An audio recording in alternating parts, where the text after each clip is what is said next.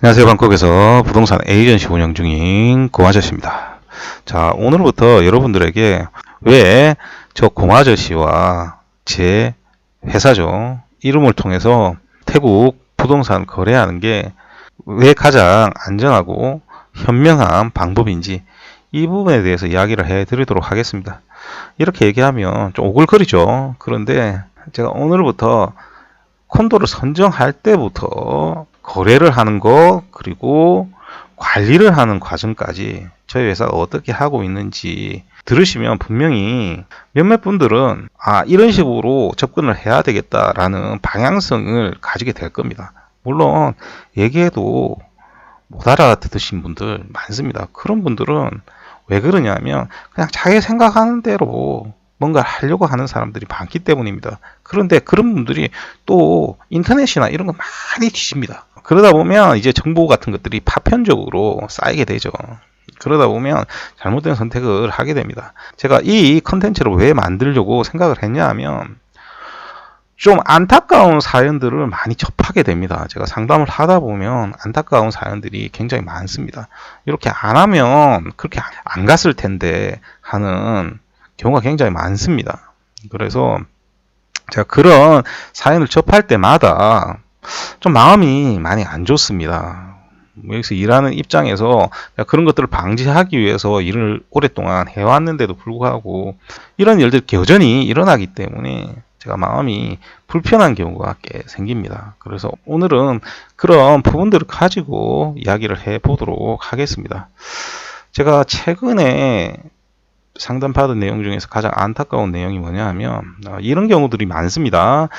배우자가 태국인인 경우 꽤 있겠죠. 연락이 오면 친절하게 상담을 해주고 길라잡이 해주고 다 합니다. 그런데 속으로는 제가 어떻게 생각하고 있냐면 이 거래는 되기가 힘들다라고 생각을 합니다. 왜 그러냐면 그냥 쉽게 생각을 해보시면 됩니다. 한국에 사는데 미국 사람이 배우자인 사람이 있을 수 있지 않습니까? 그런데 이 미국 분이 서울에서 아파트를 사려고 하는데 서울에서 활동하고 있는 미국 부동산에 있는 미국 사람에게 아파트를 산다고 합시다. 그러면 배우자인 한국 분이 어떻게 생각할 것 같습니까? 내가 한국 사람인데 이렇게 생각합니다. 여기서 굉장히 중요한 게 하나 빠졌죠. 나는 한국 사람인데 내가 전문가는 아니잖아요. 그런데 그 미국 부동산 사람은 그 일로 예를 들어서 한 10년 동안 서울에서 먹고 살았다라고 합시다. 그러면 이 사람이 훨씬 많이 압니다. 이 사람 국적을 떠나서 많이 아는 거죠. 그런데 그냥 뭐만 생각합니까? 국적을 생각하는 겁니다. 그런 식으로 따지면 저희 회사 직원들 전부 다 태국 사람인데 걔네들 나한테 배우잖아요. 그리고 제가 처음에 제도 같은 것들은 몰랐을 때 왔을 때는 뭐 건설사 직원이라든지 이런 사람들이 제도적으로 저보다 많이 알고 있겠죠. 그런데 제가 제도적인 것들을 전부 다 습득하고 난 이후에는 부동산적으로만 생각을 해야 되지 않습니까? 그러면 제가 아는 건설사의 팀장급 정도 중에서도 저하고 부동산적으로 대화를 진지하게 나눌 수 있는 사람은 몇 명 안 됩니다. 뭐 특히나 중국계 팀장들 있지 않습니까? 이 사람들은 뭐 별로 아는 거 없습니다. 그리고 일반 판매 직원들 있지 않습니까? 걔네들은 판매 쪽으로만 습득되어 있는 거지 부동산적으로 뭘 분석하고 이런 것들을 잘 못합니다. 그런데 일반인이라고 하면 솔직히 얘기 드리면 태국에는 건설사마다 브랜드 많지 않습니까? 이 브랜드가 어느 회사 건지도 몰라요. 일반인들 그런 거 모릅니다. 그래서 제가 한 번씩 그런 얘기 하지 않습니까? 저한테 연락 와서 내가 태국에 몇 년 살았는데 이런 얘기 하는 거 제일 싫어합니다. 아니, 저한테 연락하는 건 좋은데 내가 태국에 몇 년 살았는데 그거 왜 자랑하는 거죠? 아무 관계가 없잖아요. 그렇지 않습니까? 그래서 제가 안타까운 상황이 뭐냐 하면 제가 분명히 그분들 보고 콘도 보러 다니지 말라라고 했습니다. 그런데 그걸 못 참아요. 사람들이 그걸 못 참아. 그러니까 막 보러 다닙니다. 그랬더니 그 콘도에서 판매하는 직원이 이거 딱 하나 남았습니다. 이렇게 얘기합니다. 그러면 우리가 딱 하나 남았다라고 하면 그 진위는 두 가지 중에 하나겠죠. 하나는 실제로 하나 남았구나. 아니면 하나 남은 게 아닌데 하나 남았다라고 하거나. 그렇지 않습니까? 근데 그 진위를 그분이 알 수가 있습니까? 몰라요. 자, 그런데 하나 남았다라고 우리가 가정을 해봅시다. 그러면 이 하나 남은 게 진짜 하나 남아서 좋은 건지 나쁜 건지 어떻게 합니까? 예를 들어서 제 컨텐츠를 많이 보셨으면 아시겠지만 이 지역에서는 이 면적대가 판매가 돼야 됩니다. 그런데 이 면적대하고 아무 관계없는 면적대의 유닛이라고 합시다. 그러면 이 유닛은 그 콘도 안에서 몇 개 없을 겁니다. 왜? 이 지역에서 통용되는 면적이 아니기 때문에. 그러면 이게 하나밖에 안 남았다라고 했을 때, 그런데 이게 분양하고 한 6개월 이상 지났다라고 합시다. 그럼 6개월 동안 안 팔린 거죠. 그럼 몇 개 안 남은 것 중에.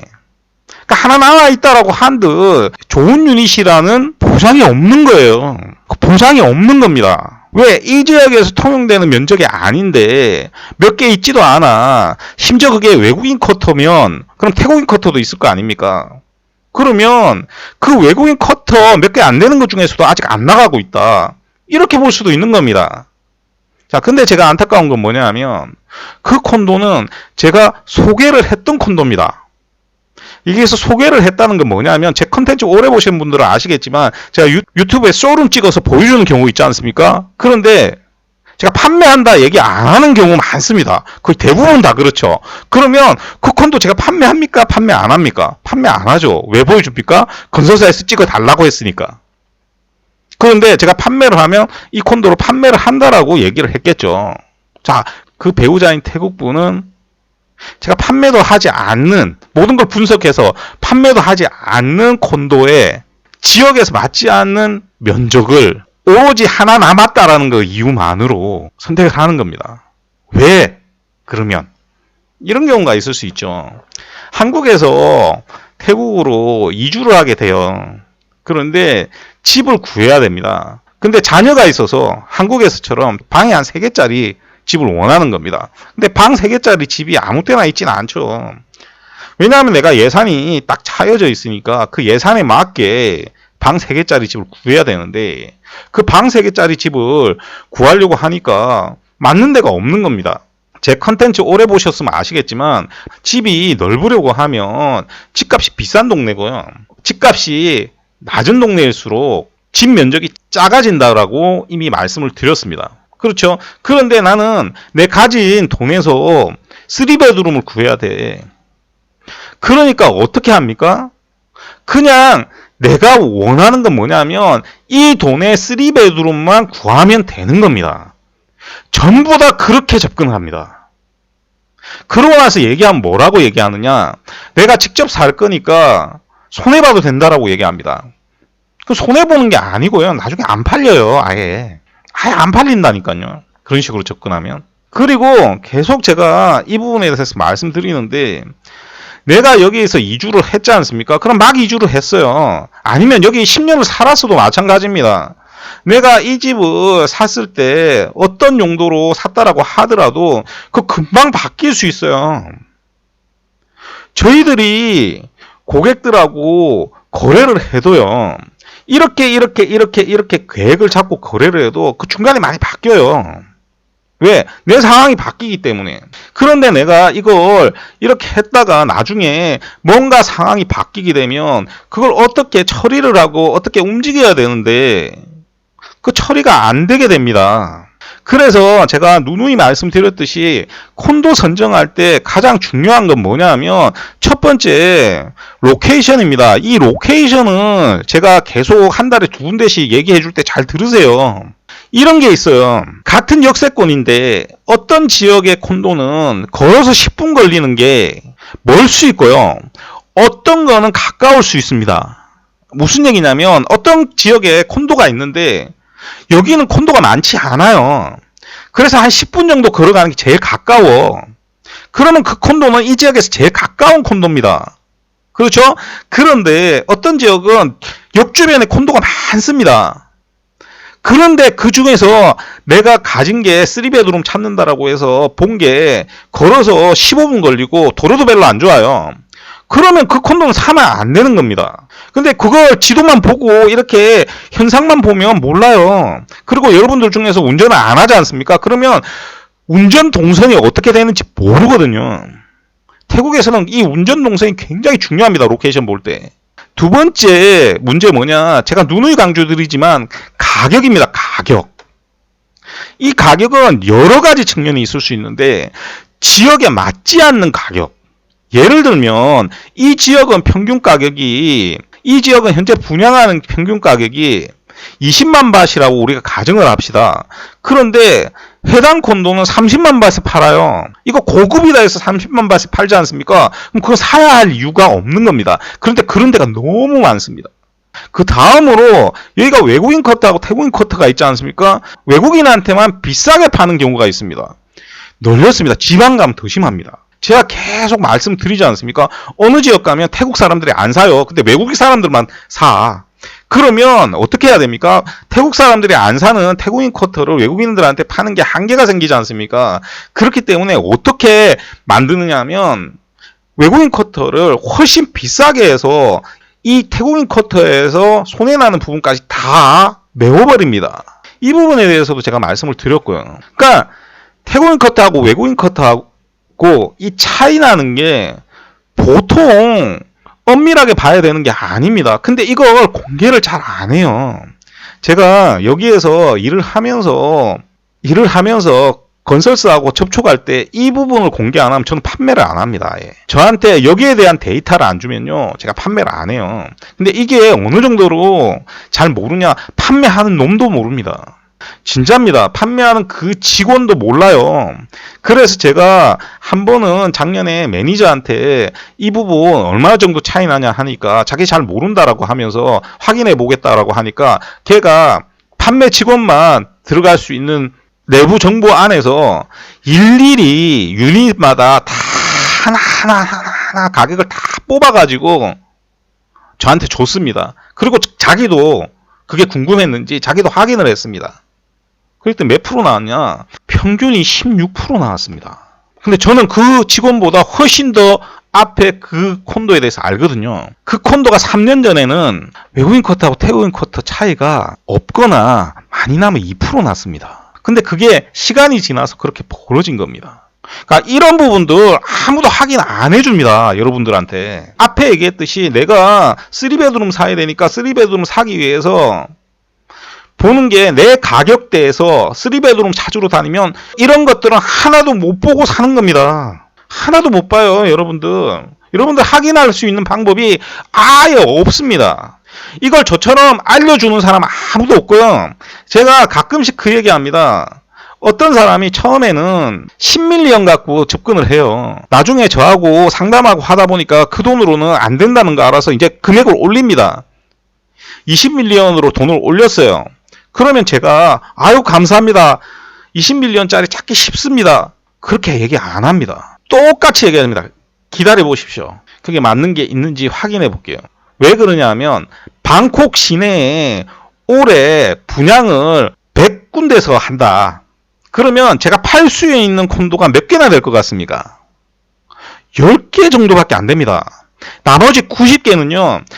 전부 다 기준에서 다 탈락입니다.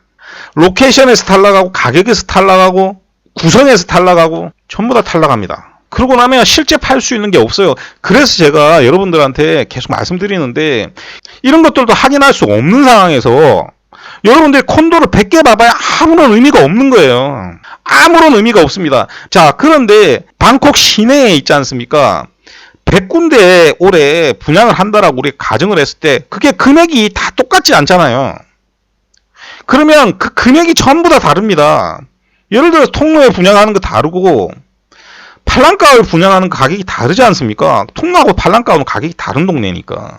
그러면 자 그렇게 전부 다 가격을 또 구분을 해놨다라고 합시다. 그러면 그 10개 중에서 여러분들이 저한테 상담을 받았을 때 제가 줄 수 있는 콘도가 몇 개나 될 것 같습니까? 거의 없어요. 하나 나오면 잘 나옵니다.